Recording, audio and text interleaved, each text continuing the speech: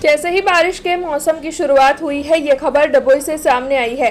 दरअसल डभोई के बाजारों में ताड़पत्री की बिक्री शुरू हो चुकी है। गरीब और मध्यम वर्ग के लोग ताड़पत्री की खरीदारी के लिए डभोई के बाजारों में पहुंच रहे हैं। डभोई के टावर बाजार और अन्य कई इलाकों में ताड़पत्री की बिक्री हो रही है। हालांकि ताड़पत्री का जो दाम है वो 60 रुपये से शुरू होकर 200 रुपये तक पहुंच रहा है।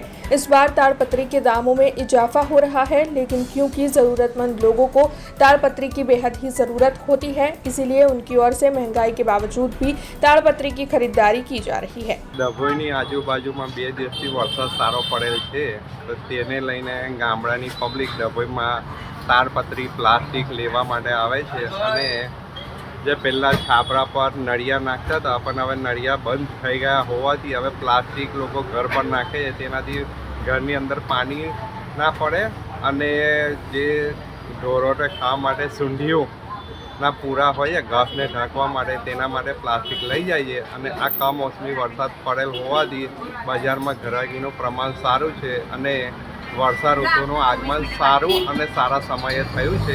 બાકી આપણે 22મી જૂને વરસાદ માંગીએ પણ 15મી જૂનથી વરસાદ 15, 16 ને 17 3 દિવસ વરસાદ સારો પડેલ છે રાત્રે, એને લઈને ઘરાકીનું પ્રમાણ સારું છે ને ડભોઈની આજુબાજુની પબ્લિક ડભોઈમાં પ્લાસ્ટિક छतरियों लेवा माटे घसारो वधारे छे।